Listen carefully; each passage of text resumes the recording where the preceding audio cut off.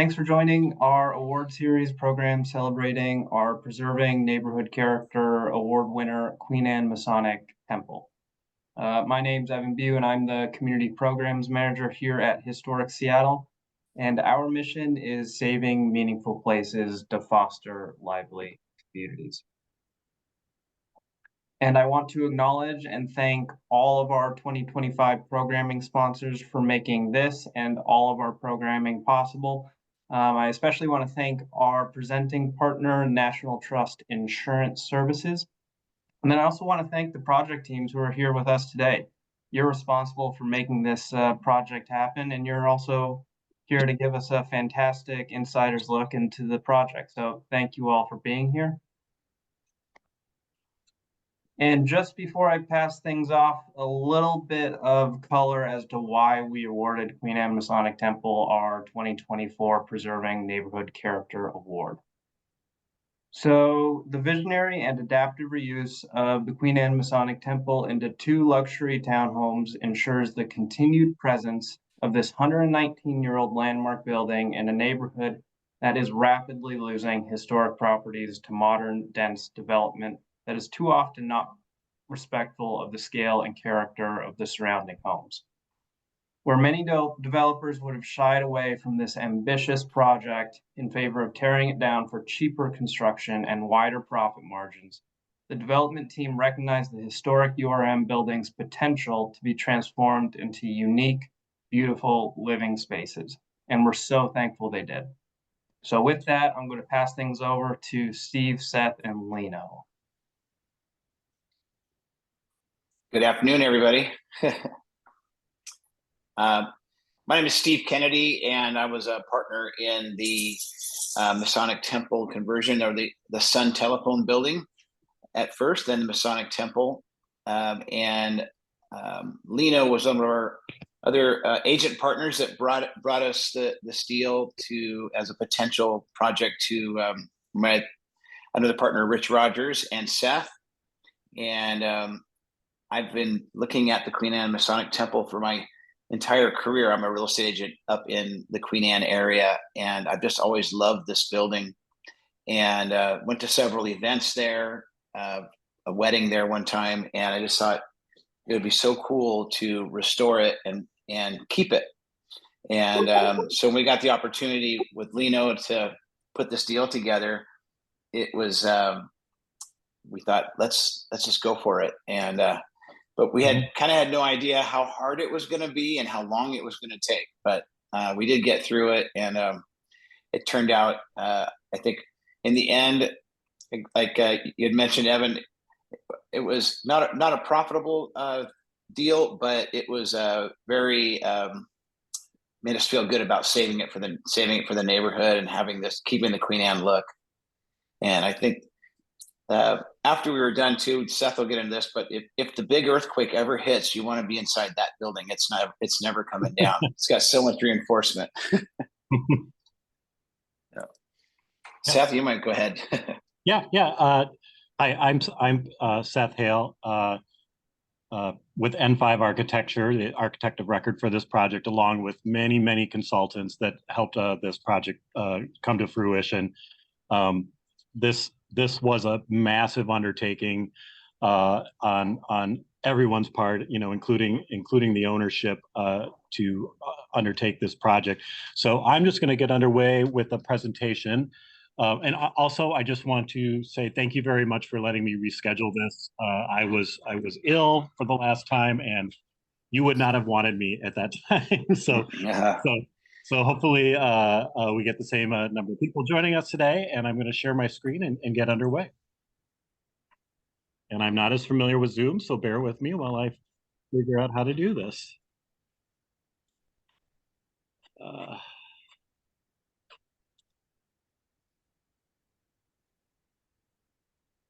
That is not the screen I want to share.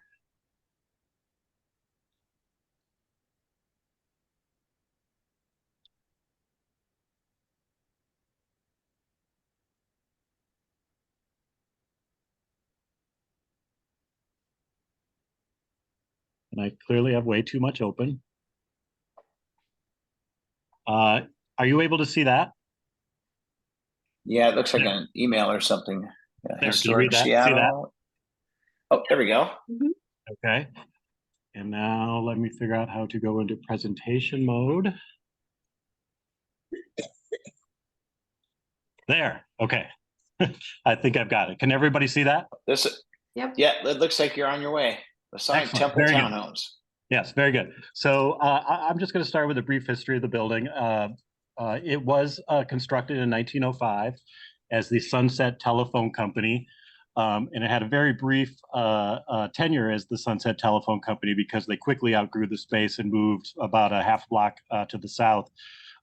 It was then purchased by the Masons, the Queen Anne Masons, and they were residents of the building for close to 100 years.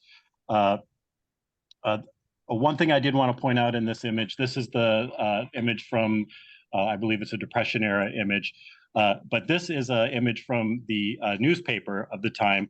And what's interesting about this building historically is when it was ready to be constructed, the neighborhood felt it was a little too utilitarian in appearance. So we could consider this, Seattle's first design review project, whereas they had to come back and essentially adorn the front of the building, cover the masonry with a cementitious coating, and provide kind of the ornate detail that you see present on the front of the building that still exists. This is the condition of the building when I got involved and when Steve and his team purchased the building. As you can see, many of the openings had been covered over. The upper floor for masons' purposes, and I have images of that, they wanted that space completely covered. The ornate details above the windows had been removed. And the back of the building was just, let's say, in really rough shape. Fire escapes had been added for meeting, codes at the time. And all of the windows had been covered over, and the existing masonry was also in relatively bad shape. This is the interior prior to doing any work. We're looking at the lower floor here. Mm-hmm. There was essentially I'll call it a greeting room or front room on the lower floor, and then in the back it had been carved up into a kitchen and restrooms for the masons. The upper floor, a little more interesting. This is where the masons held their secretive meetings, and you can see everything had been closed off, no windows whatsoever, with upper tiered seating around the perimeter. This is a very typical setting for a Masonic temple, with a raised stage for the temple elders, I guess I would call them. And this is a door that was added, obviously, before this assembly of space to allow for egress out of the back of the building. This image on the right, I am including just so everybody can get an appreciation for the amount of work that went into the basement of this building. There was a very small basement, and then the rest had been carved up into these small little crawl spaces. And it was extremely rough, to say the least. So a little bit on the process. Steve and team went forward with a landmarking of the building itself voluntarily. We landmarked the exterior of the building as the interior had been obviously heavily modified over time. And these are the images that were presented to the landmark board, indicating bringing the front facade back to its original character, and then making some modifications to the back of the building by adding some garage doors and reopening the windows or doors that existed on the back of the building. We did have to remove the fire escape. Those are not allowed by current code, but Landmark Board did want us to maintain as much of the balconies on the back of the building as we could. And same thing on the side of the building. Whoops. These windows had all been bricked over. Windows below grade had been bricked over. And there was one entry door on the north side. This was a window itself, which for purposes of getting access into the second townhome, we were allowed to make that alteration. So the exterior alterations were really limited to opening up the existing windows that were there, adding the garages, the below great garage doors on the back and reconfiguration of the fire escape. And then just real quickly, I'll just show the floor plans of the interior before going into construction. The left-hand side is the west side or the front of the building. So added 2 garages underneath the building, access from the alley. And then this space, this is not actually accurate because the team went above and beyond and excavated everything in here. So gained even more space with a bonus room, bathroom, and small kitchenette for the front unit on the lower floor. And again, added windows on the bottom floor as well, brought those openings back.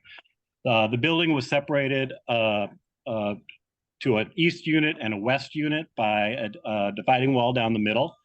Very similar layouts on both, with kitchen, living, dining on the first floor and a staircase to access both the downstairs garages and the upstairs.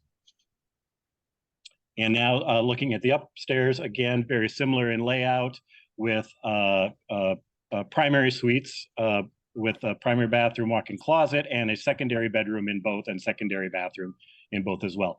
And then continuing up, we were allowed to add a penthouse on the upper floor and roof decks. And what one thing to note from this is that the roof deck itself is inset from the edge of the building. This was a request of Landmark so that it reduced the visibility of the penthouse and the roof decks. And also because this structure is taller than the adjacent single-family homes, individuals on top of the roof aren't looking down on neighboring properties as well. So now I'm going to jump into construction. So this just gives you an idea of the massive undertaking that took place below grade. The existing basement was, typical of Seattle, relatively short. I think it was close to 8 feet clear.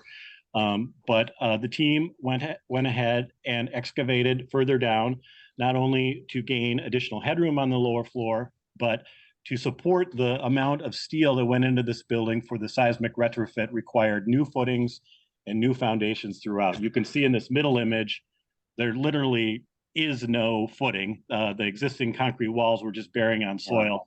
I will say the soil here was like concrete, and they spent the time jackhammering it out just to get below grade. So there was no risk of settlement on this existing building, but again, an unreinforced masonry building. This image on the right I've included simply because this was a concrete tapered something. We don't know what it was. It didn't actually go all the way to the ceiling above. Don't know when it got added. And it had to get jackhammered out. And, I was hoping there was going to be some secret Masonic something on the inside, but they chipped it down to below grade. And I remember showing up on site and asking, well, let's keep going lower to find out what's in there. And they didn't like that at all. That's the team. There's no safe in there. There was no safe or anything found in there. Yeah.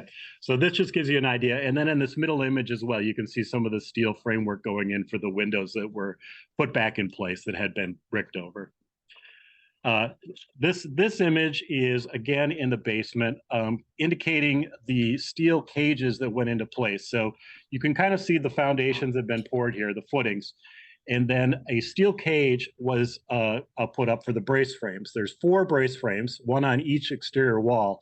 And now the brace frames could have continued into the basement, but it was kind of a logistic nightmare to get a 3-story brace frame into the space.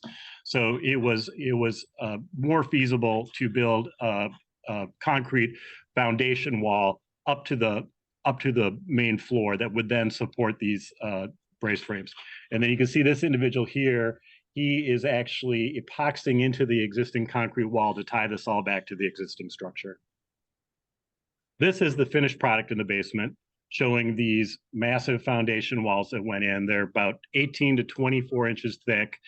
This is the footing that went around the entire perimeter that met the existing footing, or existing concrete wall, I would say, of the building.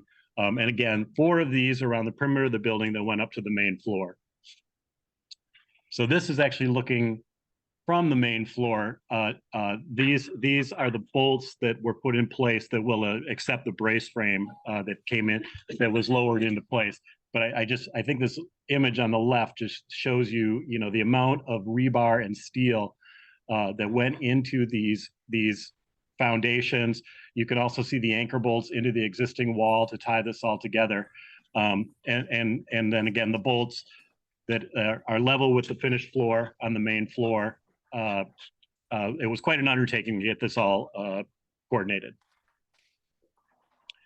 And then going back to the basement real briefly, this is image just looking at, again, the foundations around the perimeter. You can see the garage doors that were cut into the back of the building. New steel beams put in place that continue through the building and also help support the floor system here. Entire new concrete floor system, and here you can kind of see the finished product in the basement. And now moving up to the main floor, this image on the left is just amazing. You don't see buildings like this anymore. It is essentially a 2x6 floor system just sandwiched together. 2x6 is sandwiched one against sister, sister against the other. This building was built extremely stout because of the Sunset Telephone Company, and the equipment that was in this building was extremely heavy. So the structure is extremely well built.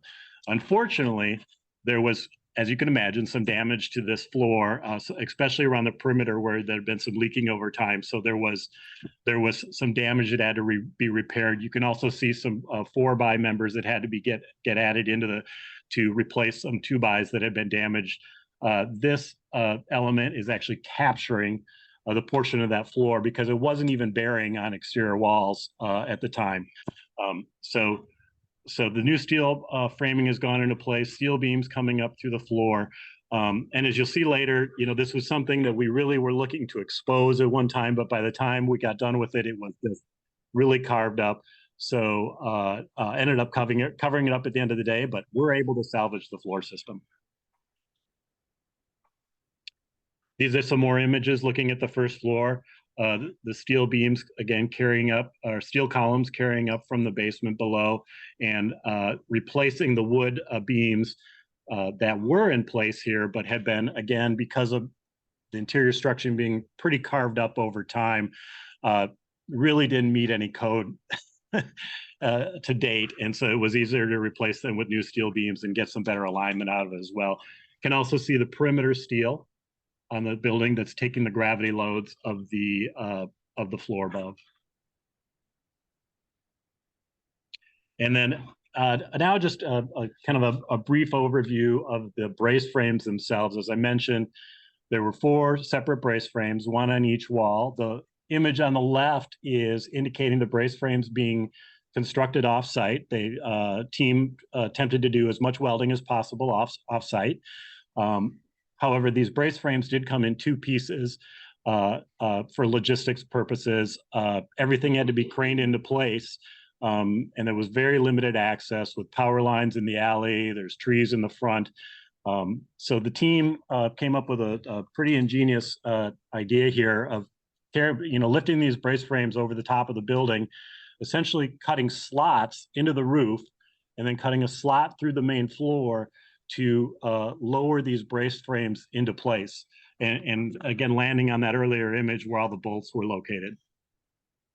So these images are showing the cranes kind of lifting the brace. This is the lower portion of the brace frame into place. This is looking down from the roof of the brace frame coming through that slot that was created. As you can see, all the trusses have been cut off. Don't worry, they're temporarily supported. And then the team lowering the brace frame down into the building itself. And then this is looking in the building itself with the brace frames getting it put into place. You can see here at the bottom of this image, the brace frame actually landing on those threaded rods into the concrete. So pretty amazing by this team to get this all coordinated. And not only that, I should also mention that these brace frames were coordinated to be located between windows wherever feasible. We did have some that cross over windows because the brace frames obviously had specific width requirements from the structural engineer to provide that lateral support for the building. And then this is now looking at the upper floor of the building. Now you might ask, why didn't they take the roof off before they put these into place? Well, it was weather dependent, and so getting these brace frames in, and then being able to cover up those slots for a period of time so it wasn't raining inside the building, and then the roof was then actually removed in better weather. The roof was removed for essentially two purposes. Number one, to add a roof deck. This existing roof was not designed for the live loads of human beings on the roof. Additionally, wanted to provide a roof structure that could support a future hot tub should a tenant want to place a hot tub on the roof. And the new structure did provide some more ceiling height on this floor. So again, another image. The brace frame's in place. You can see the perimeter steel that's gone into place, which will support the new roof structure. Sorry, that's my dog. And then this lower steel member is actually to tie the masonry back into the steel frame. This was just too large a span structurally to maintain that correct spacing to tie the masonry back to the structural frame. So there are individual ties or welded threaded rods that go through the brick. And then on the exterior of the building, there's rosettes, which I have images of later, tying all that masonry back to the building. And then here you can see the floor, the roof structure going back into place.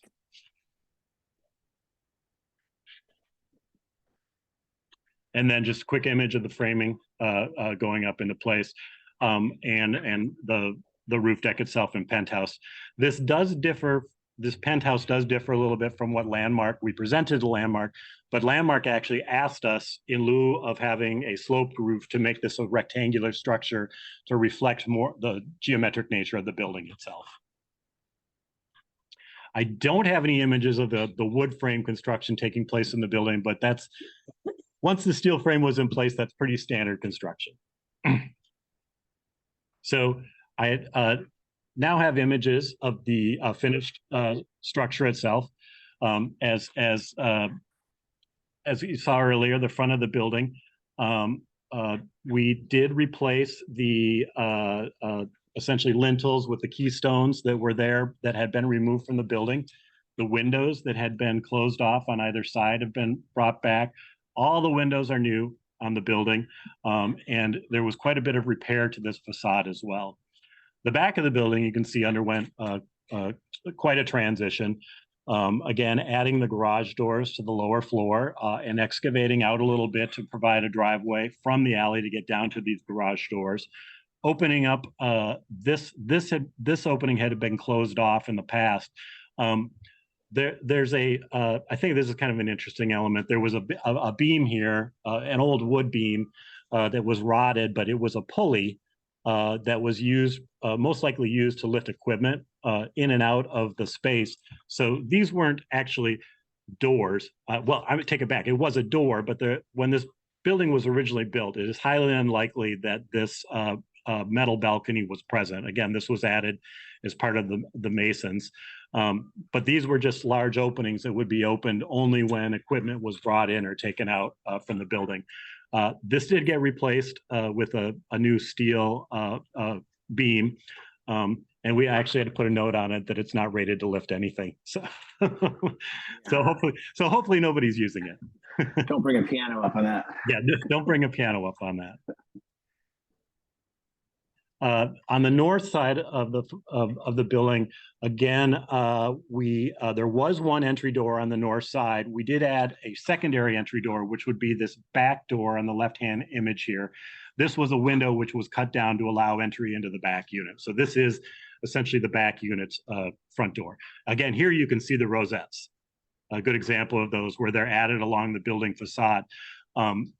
We actually were not allowed to add rosettes to the front of the building because of the different nature of the elevation, and they wanted to keep that similar or the same as it looked in the original images. So in lieu of that, the team actually epoxied from the inside of the building, from the steel frame, epoxied into the masonry with essentially anchors that were then welded back to the steel frame. And I don't even want to recall how many numbers of these epoxy connections there were, but it was quite a few to accomplish that. So going into the interior of the building, this is the front unit or the west unit. So this is the front door facing forth. You can see again the exposed steel everywhere. We did go through a energy performance option to be able to keep the masonry exposed and increase insulating values and efficient energy equipment elsewhere to make up for that energy loss, thermal loss through the masonry walls. I should mention though that these walls are extremely thick as well. So again, the team did a wonderful job of keeping this steel exposed throughout, keeping the steel brace frames exposed, and even to keep the ceiling heights to their maximum height, having some exposed mechanical ducting throughout as well. This lower floor is essentially living, dining, kitchen with a powder room, and kind of behind here is the staircase that goes up to the second floor.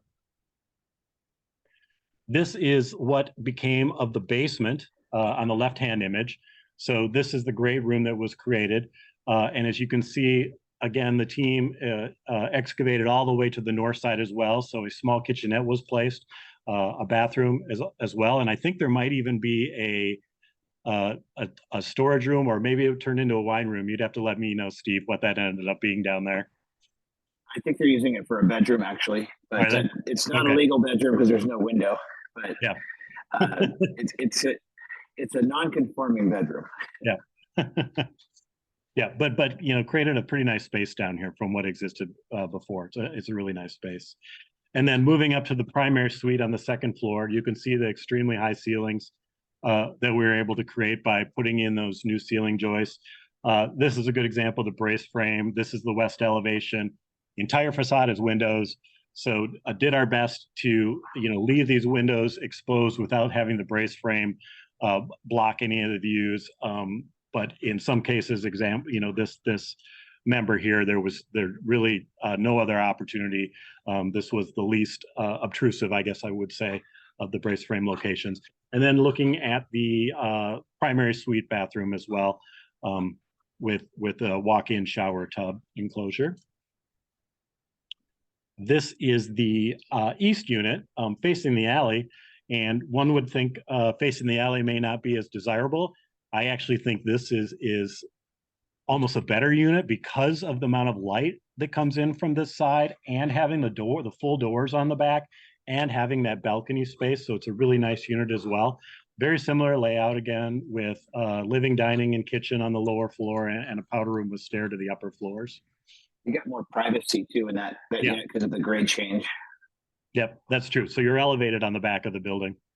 And then this is looking at the door that was added to the north side for access to this unit through the kitchen.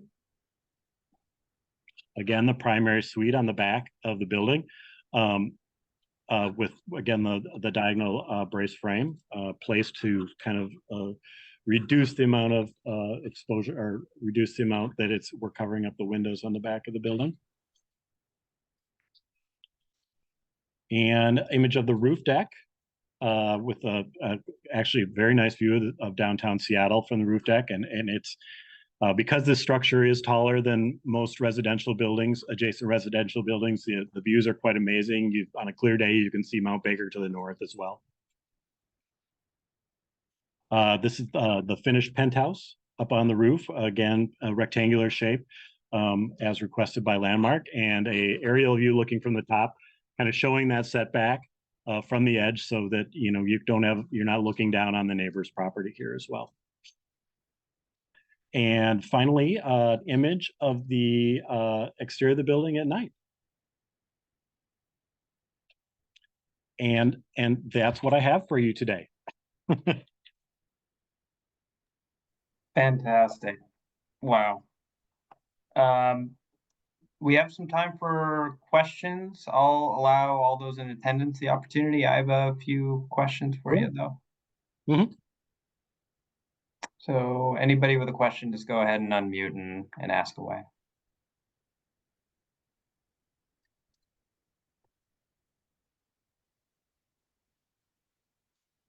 Well, then I'll ask.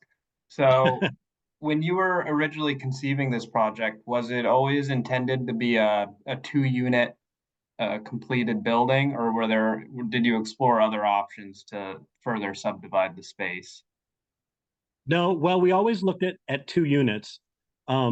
However, we looked at dividing it up in east-west versus north-south. So essentially 2 long linear units, both that would have frontage on Fourth Avenue West. But as you can imagine, and this is a good image to look at, that put a dividing line right down the center of this, and the central axis nature of this building on the front facade particularly really lent itself to dividing it with a front unit and a back unit. And as well, I should mention that this is Queen Anne. Can support larger units. These are, larger than what you would typically see for, say, a townhome unit, but carving it up any further would have created relatively small units, and you would have, in some fashion, ended up with a middle unit, which always tends to be a lesser desirable unit. Got it. Mm-hmm.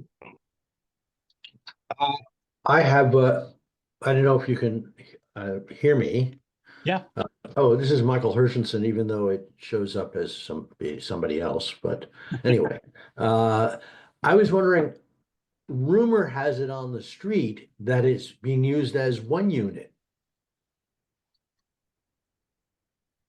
I believe, I don't know if Steve, if you left, I believe one individual purchased both units. Now, Yeah. I mean, they haven't contacted me to revise it. Well, that's sort of what I was asking. Yeah. Yeah. So to the best of my knowledge, they haven't done any work on the building, but they did. The individual did purchase both units. Mm-hmm. So I got knocked off there, so I missed the question. Sorry. Yeah. Steve, actually, maybe you can answer this better. So one individual purchased both units, correct? Yes, one family purchased both units. I guess kind of a Brady Bunch family. The husband had 2 kids, and the wife had her 2 kids from previous marriages.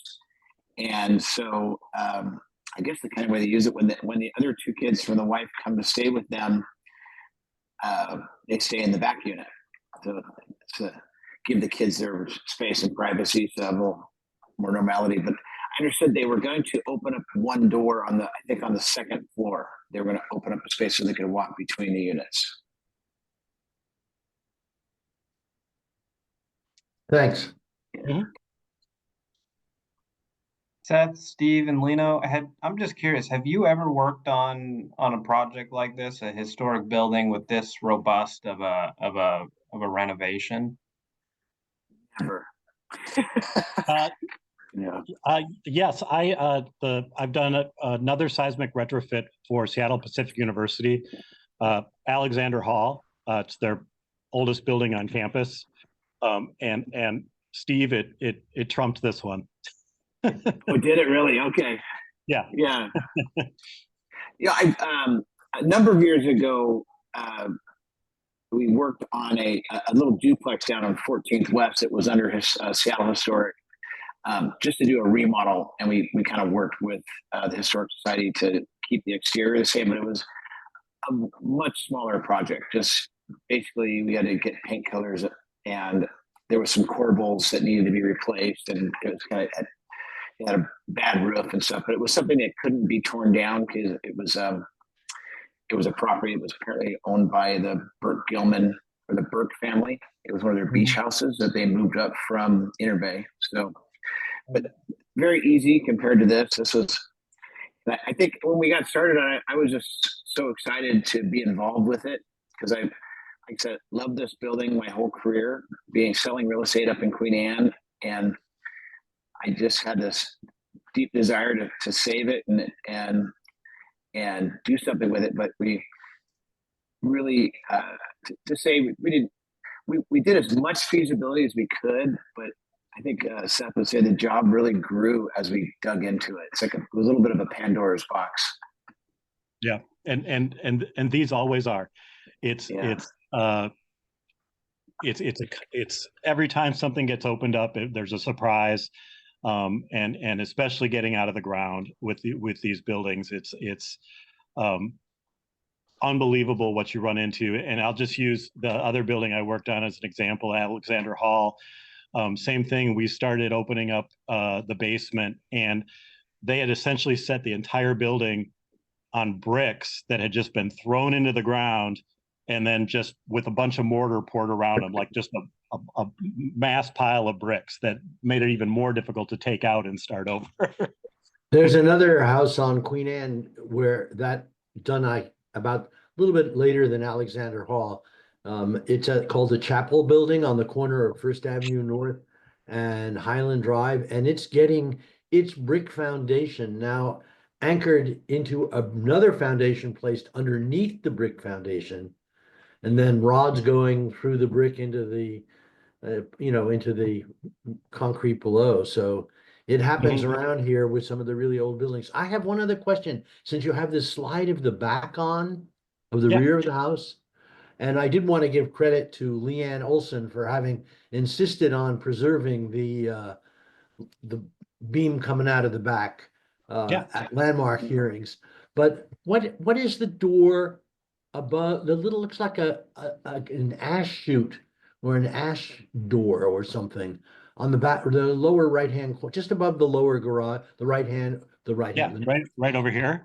We thought that was a coal for a coal furnace, maybe, or I think it was. It had been bricked over on the interior, so there was, as I recall, there was no writing on it, and it had bricked over on the interior, so it was. I think you're right, Steve, and keep in mind that the grade was higher here prior to putting these garages. Right. So it was accessible. Yeah. Any other questions or comments? Well, I'll just say I was lucky. A handful of us were lucky enough to see this space before the purchaser moved in, and it's rare that I see a project from design, conception to follow through that is this impressive. I think just the way the steel is incorporated into the building, it commands your attention in all the best ways, and it doesn't appear intrusive or contradictory to the overall aesthetic of the design. So just from beginning to end, again, this is one of the most impressive and robust projects I've ever seen of this nature. So it's really a testament to the entire team, and Steve, Seth, Lino. It's incredible what you all achieved with this project, and I'm so glad it got purchased. I mean, that's ultimately that's a great thing. So again, thank you for this project. Thank you for your time, and thank you everyone for joining on this lunch hour Thursday afternoon program. Perfect. You're welcome, Evan. Thanks for having us. It was it's great to see his pictures, and I drive by it on a daily basis and still smile knowing that we did such a great job. So it's there forever now. It'll outlast all of us. Yeah. It will. And as Steve mentioned, if there's an earthquake, run over here. Yeah. Inside. That brick's not coming down. All right. Well, thank you everyone again, and we'll see you next time. Thanks, thank you so much, Evan. Thanks all. Thanks, Seth, for the presentation. All right, guys. Have a great day. Bye-bye. All right. Thank you all.